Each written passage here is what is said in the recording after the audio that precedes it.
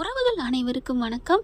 குட்டி பாப்பா ஓயாமல் வீட்டில் வந்து சொல்லுதா, மிஸ்ஸு வந்து நம்ம அம்மா மாதிரியே இருக்கும், நம்ம அம்மா மாதிரியே இருக்கும் அப்படின்னு அடிக்கடி சொல்கிறதுனால தாத்தாவுக்கும் பார்க்கணும் அப்படிங்கிற ஆசை வருது. விஜய் கிட்ட என்ன சொல்கிறாங்க, இப்போ நான் போயிட்டு வரேன்ப்பா. இல்லை தாத்தா, என் குழந்தைக்கு நான் தான் செய்யணும் எதாக இருந்தாலும் அப்படிங்கிறாங்க. ப்ளீஸ்ப்பா இன்னைக்கு மட்டும் அப்படிங்கிறாங்களா. சரி அப்படின்னு சொல்லிடுறாரு. அதனால் தாத்தா என்ன பண்ணுறாரு, சாப்பாடு எடுத்துகிட்டு வராரு. சாப்பாடு எடுத்துகிட்டு தாத்தா வந்தகையோட பாப்பா ஓடுது. ஓடிட்டு போய் தாத்தா அப்படின்னு கட்டி பிடிக்க, சாப்பாடு கொண்டு வந்தீங்களா, ஓகே ஓகே தாத்தா நிறையா கொண்டு வந்தீங்களா அப்படிங்கிறாங்க. நிறையாவா, எதுக்குமா?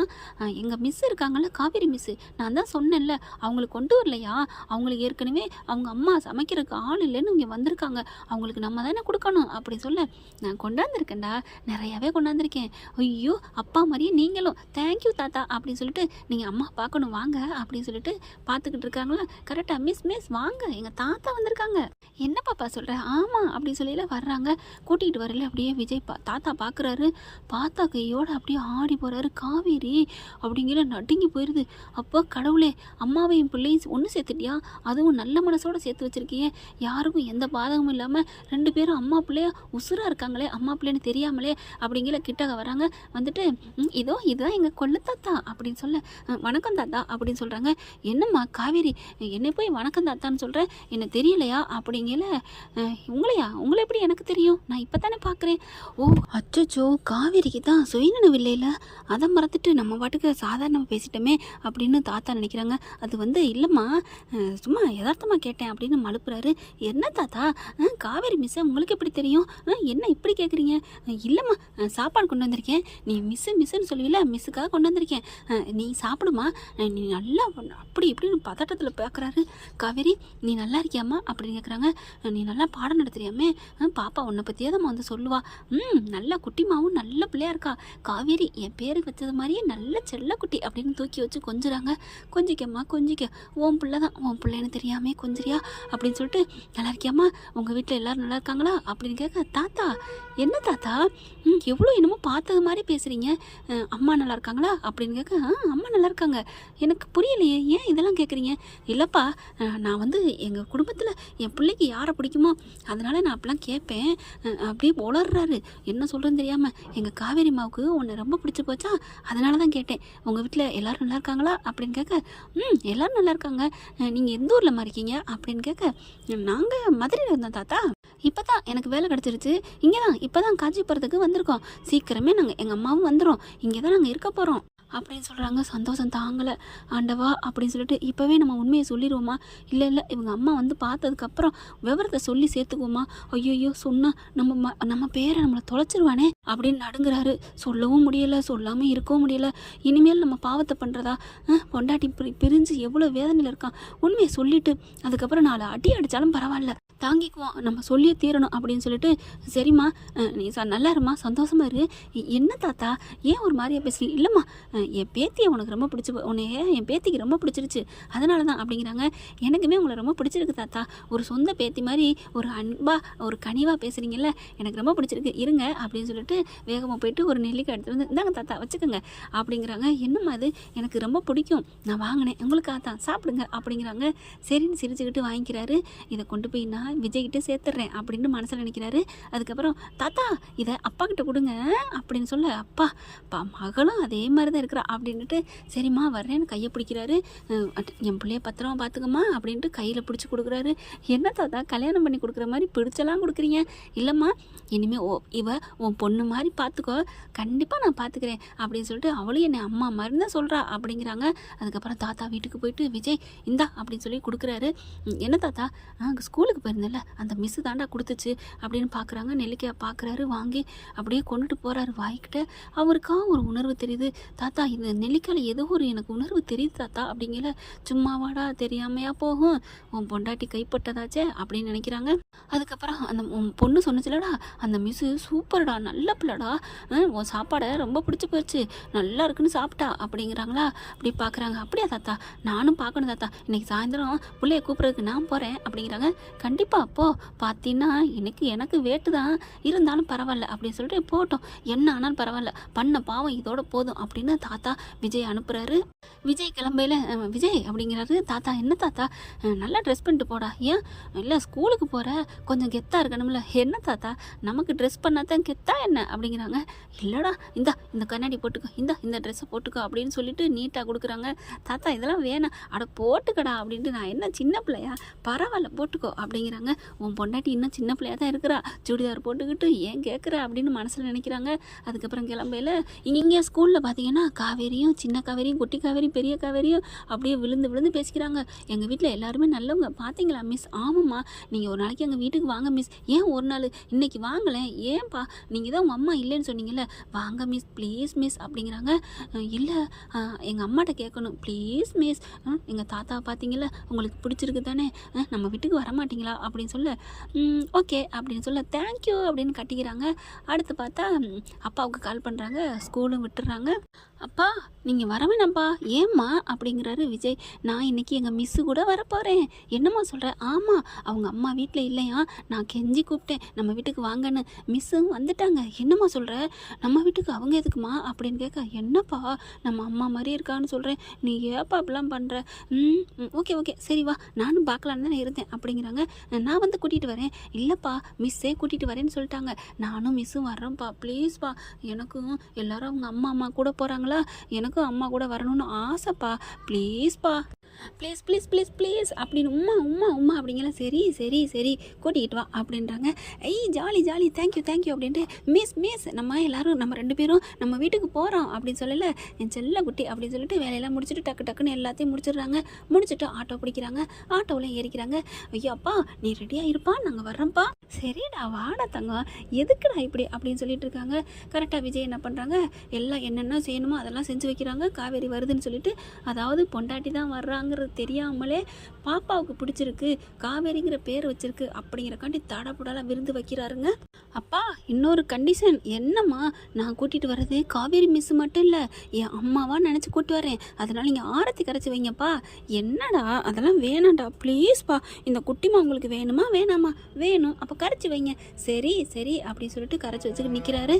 இவங்க அந்த முக்கத்துலேருந்து வந்துட்டு இருக்காங்களா, இவர் கரெக்டாக ஆரத்தி தட்டை வச்சுக்கிட்டு நிற்கல. பசுபதி கிராஸ் ஆகிறாங்க, வண்டியில் வரான். என்ன விஜய் மாதிரி இருக்குது, விஜயெல்லாம் இறந்துட்டான்னாங்க, என்ன ஒன்றும் புரியலையே அப்படின்னு சொல்லிட்டு காரை ஓட்டிக்கிட்டே வராங்க.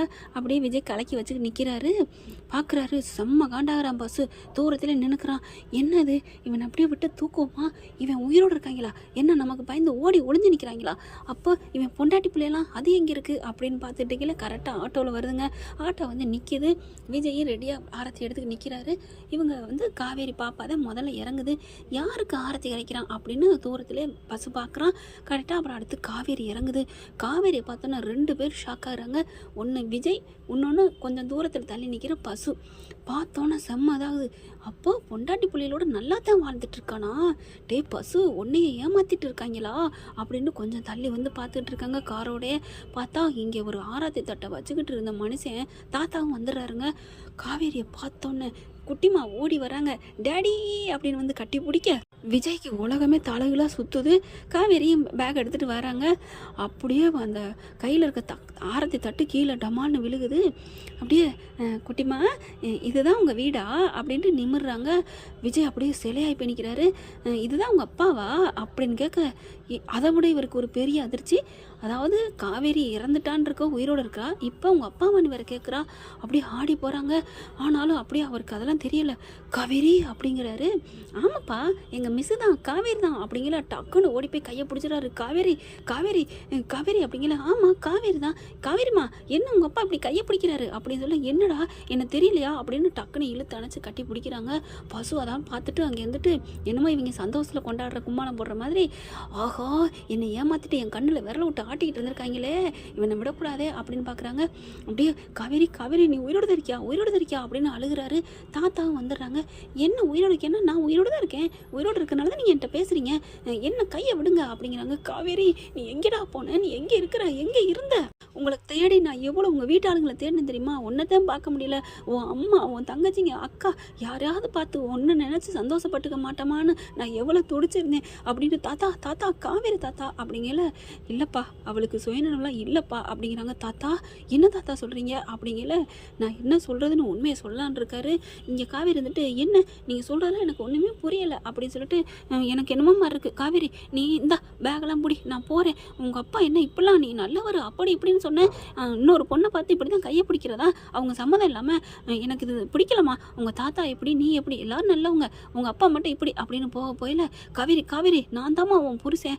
என்னது ஏன் புருஷனா, என்ன நினச்சிட்ருக்கீங்க அப்படிங்கல, ஆட்டோ போகுதுங்க, ஆட்டோ நீங்கள் போங்க அப்படிங்கிறாரு விஜய்.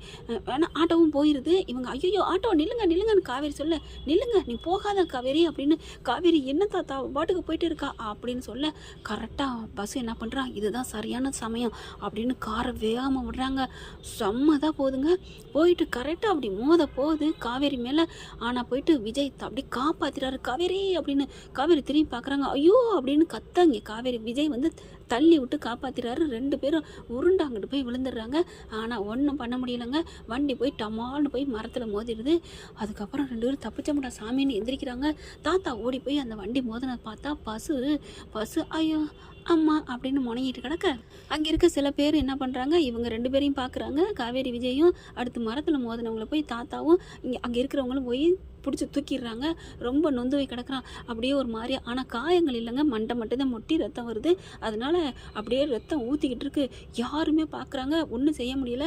தாத்தா பார்க்குறாரு, பாவி ஒருத்தவங்களுக்கு அடிபட்டா உடனே உதவி செய்யணும், ஆனால் உதவி கூட செய்யக்கூடாத அளவுக்கு நீ கல்லாக்கி வச்சுட்டியாடா, ஏன்டா இத்தனை வருஷம் கழிச்சும் என் பேரன் பேத்தி இப்படி குடும்பப்படுத்துறியாடா, உனக்கு மனசு அடங்கலையா அப்படிங்கல.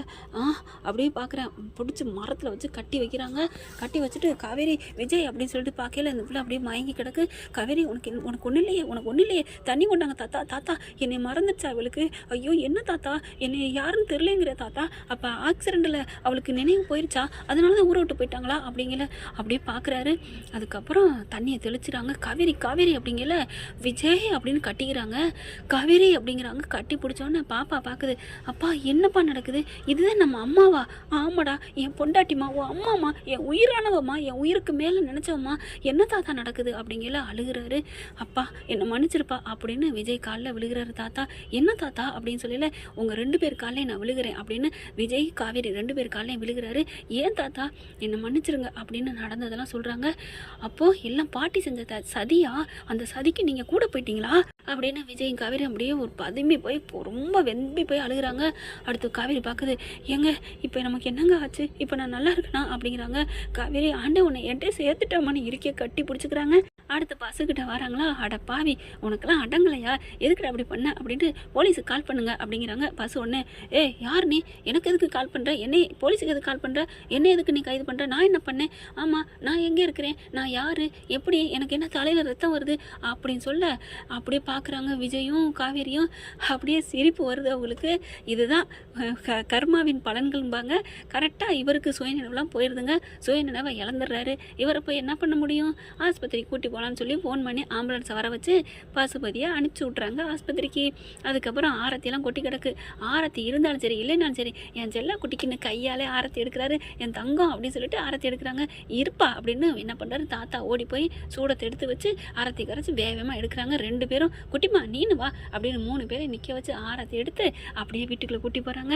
அப்படி ஒரு சந்தோஷம் தாங்கல. இரு அப்படின்னு சொல்லிட்டு காவேரி அப்படியே அலேக்கா நம்ம தலைவர் தூக்குறாரு. உடனே பாப்பா என்ன பண்ணுறா, அப்பா பாத்தியா, என்னம்மா பாத்தியா அம்மா வந்தோடனே உன் உயிர்னு என்ன சொல்லிட்டு இருந்தேன், என்னை நீங்கள் மிஸ் பண்ணிட்டீங்க, என்னை கழட்டி விட்டீங்க, ஒன்று யாரா கழட்டி விட்டது அப்படின்னு உட்கார்றாரு. காவேரி தூக்குன வாக்கில் நீ ஏறி உட்காந்துக்க அப்படின்னோடனே அப்படியே காவேரி மேலே குட்டி காவேரி அப்படியே தூக்கிக்கிட்டு அப்படியே ஜாலியாக எனக்கு என் வாழ்க்கை கிடச்சிருச்சு, என் பொண்டாட்டி கிடச்சிட்டா அப்படின்னு சந்தோஷமாக இருக்காங்க. அதுக்கப்புறம் தாத்தா வந்து என்னை மன்னிச்சிருப்பா அப்படின்னு சொல்லிட்டு மறுபடியும் காலில் விழுகிறாரு. தாத்தா ஏன் தாத்தா அப்படின்னு கேட்கல, பண்ணது பாவம் பண்ணிட்டீங்க, இனி என்ன என் பொண்டாட்டி எனக்கு கிடச்சிட்டா, அதனால உங்களையெல்லாம் மன்னிக்கிறேன் அப்படிங்கிறாங்க. இருந்தாலும் நான் பண்ண பாவத்துக்கு என்ன பண்ணாலும் தீராதுப்பா, நான் அந்த ஊரை விட்டே போகிறேன்ப்பா. அப்பா தாத்தா அதெல்லாம் ஒன்றும் வேணாம், நான் மன்னிச்சிட்டேன் விடுங்க அப்படிங்கிறாரு விஜய். என்ன விட இப்படி பண்ண நல்லா தானே இருக்கும், பார்க்கலாம். தேங்க்யூ. இந்த வீடியோ உங்களுக்கு பிடிச்சிருந்தா தயவு செய்து லைக் பண்ணுங்க. இன்னும் அப்டேட்ஸ்க்காக சேனலை சப்ஸ்கிரைப் பண்ண மறக்காதீங்க. நம்ம கிட்ட இருக்க எல்லா சேனல்ஸோட லேட்டஸ்ட் வீடியோ அப்டேட்ஸ்க்காக மேல ரைட் சைட்ல காட்டுற லிங்கை கிளிக் பண்ணி வாட்ஸ்அப் குரூப்ல ஜாயின் பண்ணுங்க. உங்களிடம் விடைபெறுவது நான் உங்கள் மெஹர்.